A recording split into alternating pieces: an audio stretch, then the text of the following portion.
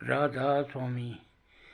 आज का कंटेंट है कि मन की लगाम कहाँ होनी चाहिए, मन को रोकने के लिए क्या करना चाहिए और मन क्या करता है उसके लिए क्या करना चाहिए। तो एक बार क्या हुआ, ये जो रावण ने सीता को चुराया था तो मन उसका हावी हो गया और उसकी मन की लगाम जो है शरीर की लगाम, जो इंद्रियां होती हैं उसकी लगाम जो है मन के पास आ गई थी, क्योंकि ये लगाम आत्मा के पास होती है। जब रावण के पास भी ऐसा ही हुआ है, जब उसके मन की लगाम मन के पास आ गई तो उसने बुरा समझ करके ये सीता को चुराया था। तो मंदोदरी जो थी वो राम के पास जानना चाहती थी, उससे पूछना चाहती थी कि मेरे पति में कौन सी कमी है जो कि आपने मारा है उसको। वह चारों वेदों का ज्ञाता था और एक पंडित था। तो वो राम के पास गई। जब वो राम के सामने गई तो राम उठ खड़े हुए और मंदोदरी को नमस्कार किया और मंदोदरी ने भी उसको नमस्कार किया। तो मंदोदरी को पता चल गया कि राम में क्या बात है, राम में क्या बात है और रावण में क्या बात थी। तो वो वापस राम से प्रवचन दे के वापस चली आई। तो उसको पता चल गया था कि उसने पराई स्त्री को हरण किया था और जो राम उदार दीन थे, दयालु थे, वैसे रावण नहीं थे। तो वो वापस अपने महल में आ जाती है।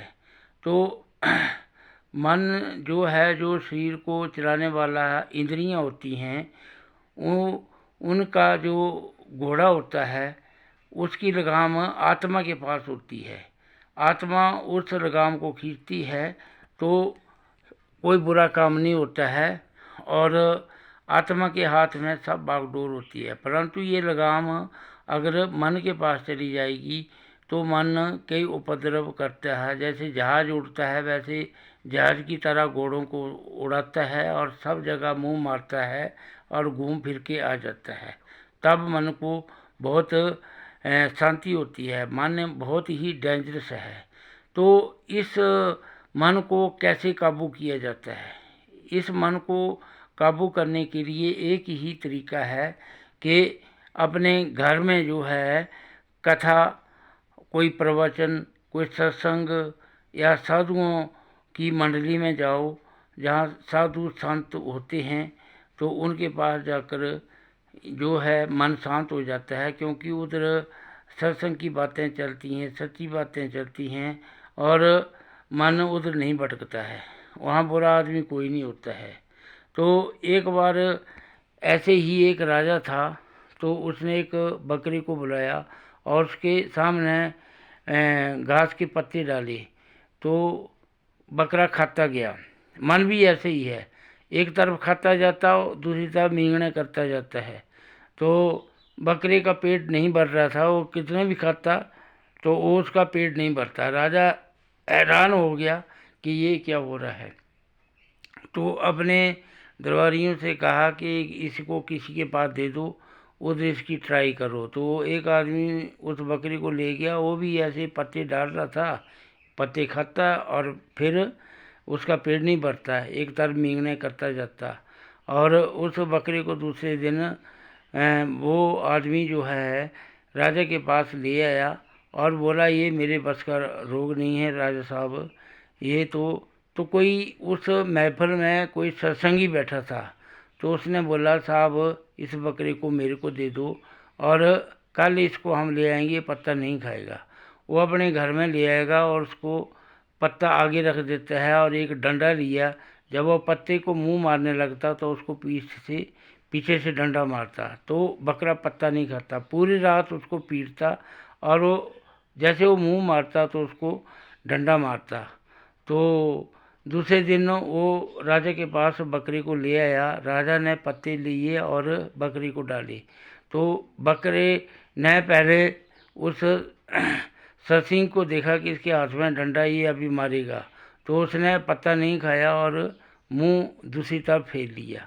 तो राजा हैरान हो गया, ये कैसा करिश्मा हो गया कि बकरे ने पत्ता नहीं खाया। तो उस सत्संगी से पूछा कि क्या बात है, ये आपने इसको कैसे ठीक कर दिया, कौन सी दवाई दे दी? तो उसने बोला, महाराज मैं अगर सच बताऊं तो आप बुरा ना माने तो बोलो बताओ। बोला, मैंने इसको पूरी रात पीटा है, जैसे ये पत्ते को मुंह मारता है और मैं पीछे से डंडा मारता है। अभी इसके मन में वही डर बस गया है कि ये देख रहा है कि मैं मुंह मारूंगा तो ये डंडा मारेगा, तो इसलिए इसने पत्ता नहीं खाया। ऐसे ही महाराज ये मन होता है, ये बिना डंडे से ये इसको मुंह मारने की आदत होती है। इसको डंडा पड़ेगा तब ये मुंह मारने से कम होगा। इसको मुंह मारने के लिए इसकी लगाम आत्मा के पास ही होनी चाहिए और संतों के पास इसकी दवाई मिलती है।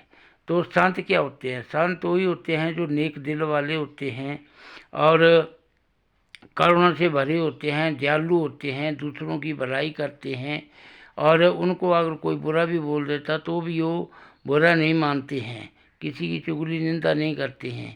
ऐसे नहीं होता कि साधु भागों कपड़े पहन लेते हैं, कोई काले पड़ लेते हैं, कोई मुंह में भभूता लगा लेते हैं और मन उनका साफ नहीं होता है, कि डाकू होते हैं, जंगलों पहाड़ों में रहते हैं और साधु के रूप में गांव में भिक्षा मांगते हैं। साधु की पहचान यही है कि उसके स्वभाव से पता चल जाता है ये साधु है। तो ये साधुओं के पास और सत्संग कराने से और अच्छे लोगों के पास बैठने से ही मन काबू में आता है। तो उसके लिए सत्संग में जाना चाहिए, अच्छी महफिल में बैठना चाहिए। जैसा खाओ ज्ञान वैसा बनेगा मन। तो इसी कंटेंट के साथ हम इस वाक्य को बंद करते हैं। अगले भाग में फिर मिलेंगे। राधा स्वामी।